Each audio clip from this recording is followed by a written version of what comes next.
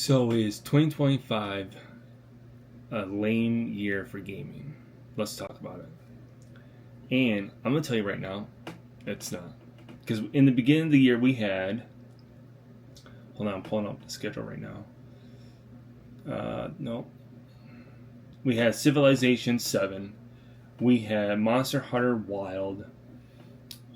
We had the Tomb Raider Remastered. Then we had Split Fiction. Then we had Immortals 33,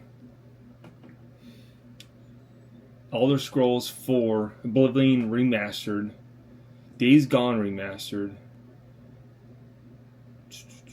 I just saw it. Last of Us Part 2 Remastered. Expedition 33, which a game that blew everyone out of the water. It sold so many copies. So much it made other developers super angry at them because of how well it sold and the price point of it, which is insane because competition is good as far as the gaming industry. Then we had Doom: The Dark Ages, and then we had Elder Ring that came out May 30th, Mario Kart World, Death Stranding 2. Donkey Kong, Killing Floor 3, which again, it's a game that I'm still on the fence on. It looks fantastic as far as the gameplay. The reviews were decent, but I'm still on the fence on it. Then we had Mafia: The Old Country. From everyone I've seen online play it in reviews, they say it's fantastic. And the gameplay, from what I've seen, looks amazing. Story looks great. Mafia, the actual game, the series, has always been good. But this one looks such even better. Then we had Gears of War Reloaded, Helldivers 2, the expansion pack that released in August 26th.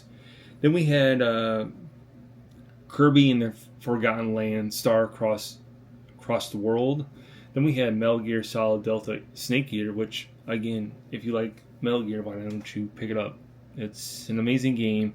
Reviews were glowing about this game, and I have a lot of coworkers that want to play that game. For one, I'm not a huge Metal Gear guy. I played it when I was a kid. I played all of them. The stories were amazing, and I would like to pick it up, but again, I'm not a huge Metal Gear guy. But to each their own, you know.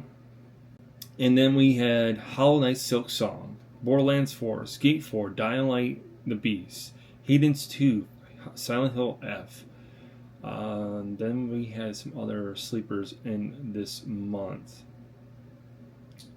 Oh, Chronos: The New Dawn, which I still haven't yet to play. I bought that, and I still have yet to play it.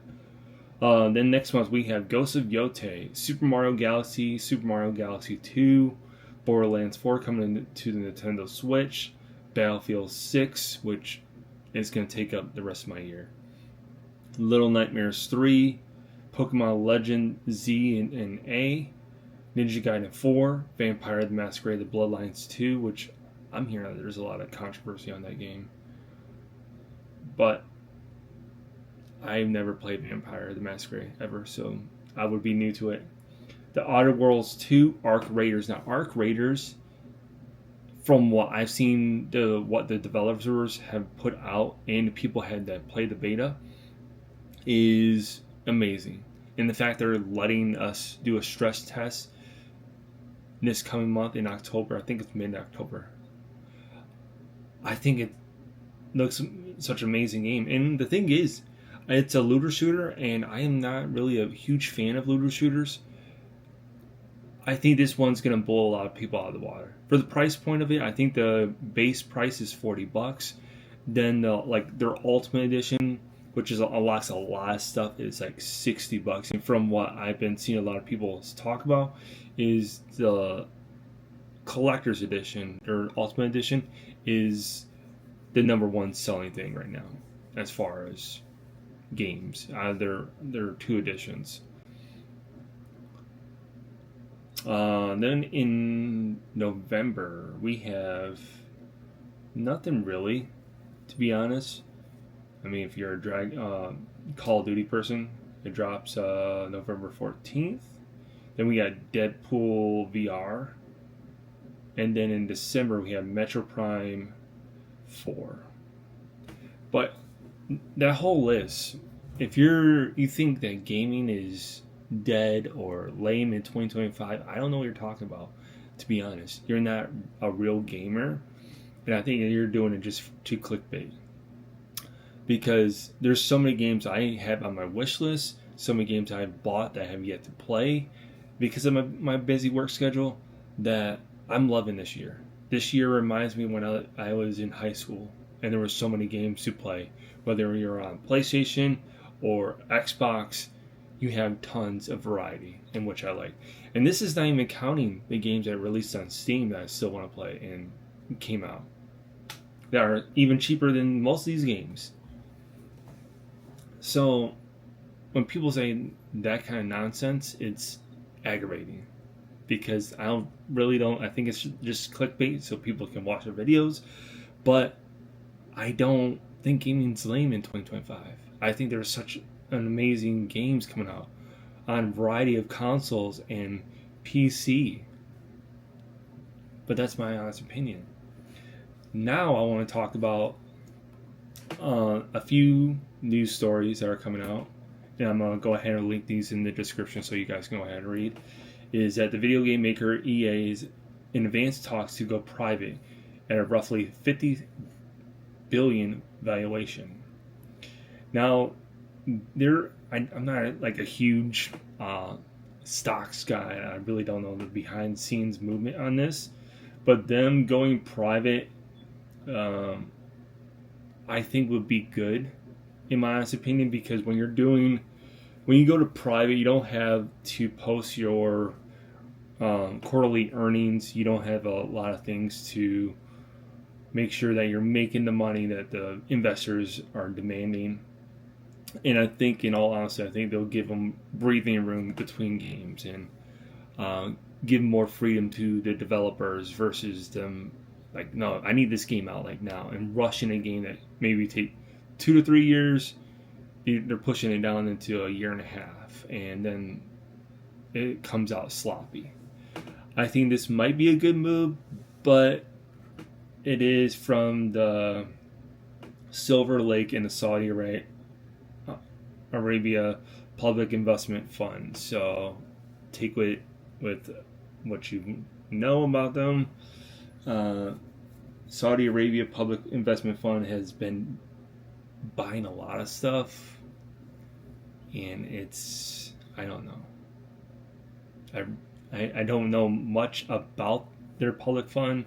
I know they had the PGA thing and among other things, but my honest opinion on this whole news story, I think it would be good, hopefully, for EA, so they can actually start producing a lot of good games, because they do have a lot of good IPs on this game, on this developer, and it will give them more time to make these games the way they want it, possibly with these developers, and they wouldn't have maybe so many transactions, microtransactions in these games. But that's my honest opinion. The other gaming news I want to talk about is the Rogue Ally X. So I saw this floating around, the Xbox Rogue Ally, and for the price point of it, I saw a lot of people buying the $1,000 one. I'm not too, because I don't know what the difference is in it, but for $1,000 for a handheld that you're gonna hopefully use when you're traveling is a lot of money. And I saw it sold out recently. What was it? I think Friday. Friday is sold out everywhere, at least on the Rogue. I think Rogue Ally's website was still, you could still buy some, but the Xbox website, I believe, sold out, because a lot of people were It was actually, I think, trending on Threads that it sold out at a lot of their websites. Which, I mean, cool on Xbox, but at the same time, for $1,000, I'm pretty sure you can get something a lot cheaper that runs a little bit better. But then again, I'm not into the whole handheld. I'm asking questions daily every time I go to work on these things. Um, but I just thought it was interesting that it sold out so quick for $1,000. Well, a lot of people went with that. I know there's another option for, I think it's like the $700 one, um, which yeah, it's different. It's different like storage capacities and whatnot. Um, yeah, so the Microsoft has confirmed the lower end will feature $600, and the other one's like 1,000. Yeah, I don't know. I found it fascinating that people went ahead and bought the $1,000 one versus the $600 one. But on to the next story, and the next story is the new Wolverine game. Now this game looks amazing. I'm glad that Sony shut up a lot of people with this game. Um, I was floored with how much blood and gore that is in this Wolverine game, which I'm not shocked because Wolverine is a very bloody person as far as when you're getting into the comics and whatnot. But overall, I like everything. You have more to come. As Sami said, it will show more of Wolverine in the spring of 2026. But yeah, you had Mystique in it. You had Omega Red, which I'm excited with that because Omega Red and Wolverine has a backstory, and it's a good. It'd be very interesting to bring that to any kind of form, whether it's on the movies or through the games. I'm very fascinated with this because he is a very, very good character to bring to a video game. And then the end the trailer with a Sentinel, him going off with a Sentinel, 1-on-1, and I cannot wait. And I love that they're pulling a lot of elements from the comics with his outfits and where he's going to be going and settings. I do love that. I honestly am thrilled. And the fact that there's a lot of chatter on here that Wolverine is like indestructible and there's no he's basically immortal. He can't die. There's no reason to play the game then. And what people do not realize is that Wolverine has died many times in the comics, and he has died many times in the animated show and movies. So there is stakes to him in this game. He will. I mean, Omega Red could kill him, with his powers. And that's just a taste of what we got. We don't know who else is going to be in the game. I hope that he has a thing with Sabretooth, possibly. I'm trying to think.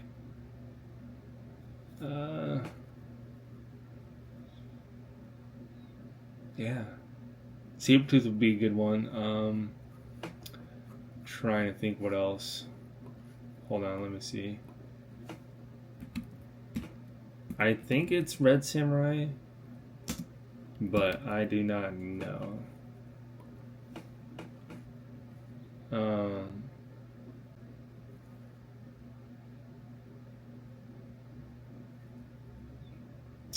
Silver Samurai. That's what it is. Yeah. Silver Samurai would be a good one. But a lot of people were asking about Deadpool. Deadpool will not show up in this game. He will not. But the number one villain of Wolverines is Omega Red. then Sabretooth, then Silver Samurai. So, oh, Lady Deathstrike too. So yeah, I mean there is some good enemies that they can put in, but in all honesty, I think they're gonna stick with just a few. I think they're gonna do the Omega Red, Mystique, and then there'll be a surprise between either Lady Deathstrike, Sabretooth, or Silver Samurai. But I'll leave it off to you guys. Which game news that I covered that excited you? What games are you excited more about as far as coming out this year? What characters do you want to be seen in the new Wolverine game? Let's go ahead, chatter in the comments below, because I am interested in what game people are playing now, or are going to play in the next few weeks. And another thing, did you guys go ahead and get the new Xbox Rogue Ally? Let me know. Let's go ahead and get the chatter going in the comments. Till next time, guys. Peace.